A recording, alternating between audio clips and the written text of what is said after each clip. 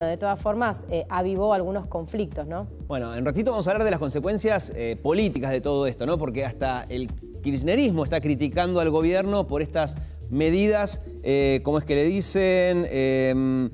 Medidas que no implican nada, anuncios que no anuncian nada, en fin. Vamos a preguntarle también a José Martín, que es el presidente de la Bolsa de Cereales, ¿qué opina sobre todo de esta cuestión de la creación del Fondo del Trigo, del aumento de retenciones, etcétera? ¿Cómo le va, José? Buen día. Hola, muy buenos días. Un gusto estar con ustedes.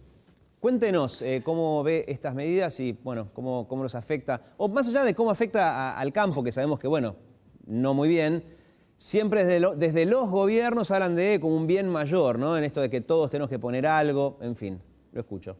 Sí, permítame, vamos a separarlo en varios temas. En primer lugar, digamos, hoy la actividad agroindustrial ya tiene una pesada carga impositiva. Recordemos que paga lo que se llama derecho de exportación, comúnmente dicho como retenciones, pero también tienen que pagar impuestos a las ganancias, ingresos brutos, tasas municipales, tasas viales. Y por otro lado, hay un desacople muy importante entre el precio del dólar al cual se liquidan las operaciones, que es el tipo de cambio oficial, y un tipo de cambio real. No hablamos del blue, hablamos del MEP, que es el oficial. De modo tal que ya hay per se hay un desacople importante.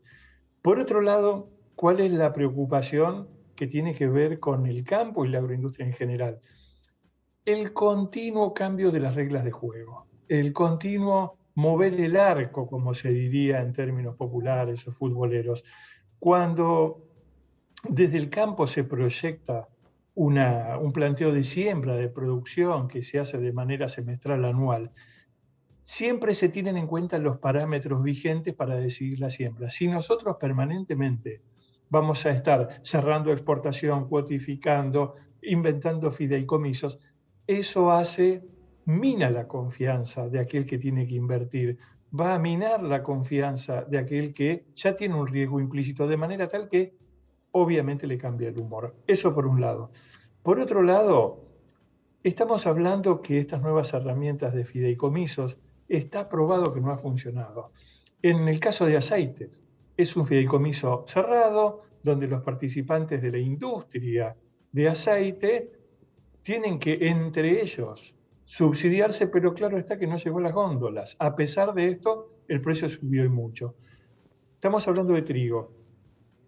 Y lamentablemente, y a pesar, que lo digo con mucho pesar como argentino que soy, estamos hablando de querer intentar trabajar sobre el precio del trigo, que según la fuente económica que uno tome, el impacto en el costo del pan va entre un 15 y un 20%.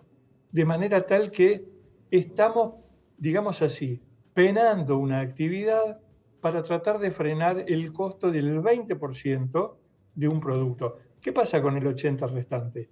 Cuando uno escucha y la buena voluntad que asumo que tienen los ministros, de decir, vamos a retrotraer los precios, ¿cómo le decimos a un panadero, a un confitero, a un industrial, señor, usted tiene que retrotraer los precios a enero, porque yo le aseguro que el precio de este pedacito está, bueno, pero en el medio aumentó el combustible, y seguramente en el medio hubo paritarias, y seguramente aumentaron impuestos. En fin, creo que es una situación mucho más compleja que no tiene que ver, que tiene un impacto evidentemente la suba del precio de los commodities, pero que dicho sea de paso, toda esta desgracia humanitaria también nos presenta una oportunidad como país, nos José, presenta una responsabilidad, porque buen si día. crecemos en producción, Sí. podemos capturar esa oportunidad. Perdón si me extendí, ¿eh? No, está bien. ¿Qué tal? Belén Ebleche lo saluda. Lo escuchaba Hola, Belén, buen atentamente día. y primero, antes que nada, le quería preguntar, digo, en 2018-2019 también, aludiendo a una situación crítica económica,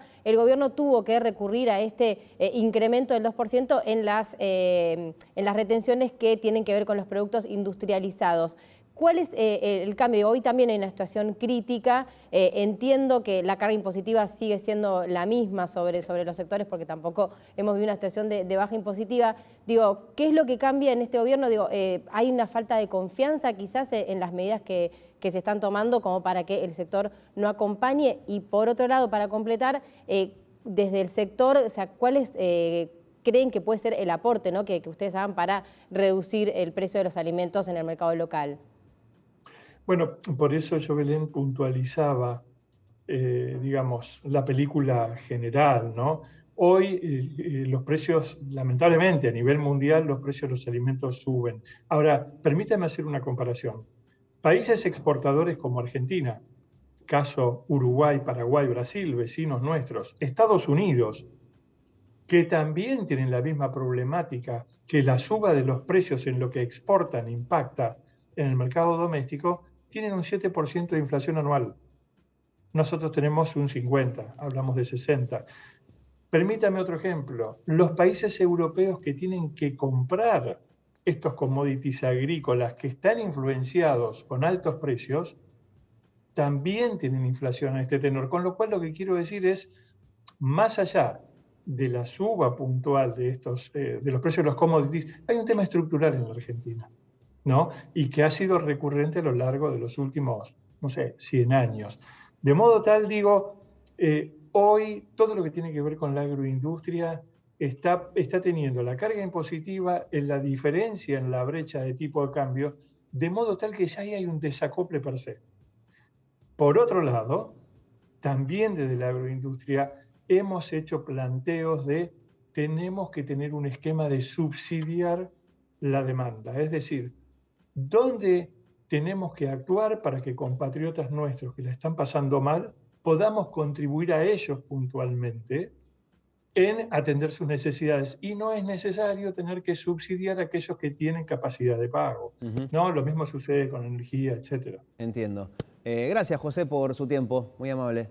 No, un placer inmenso. Gracias a ustedes. Bueno, a propósito de estas medidas, yo les contaba, ¿no?, que ayer se difundió una carta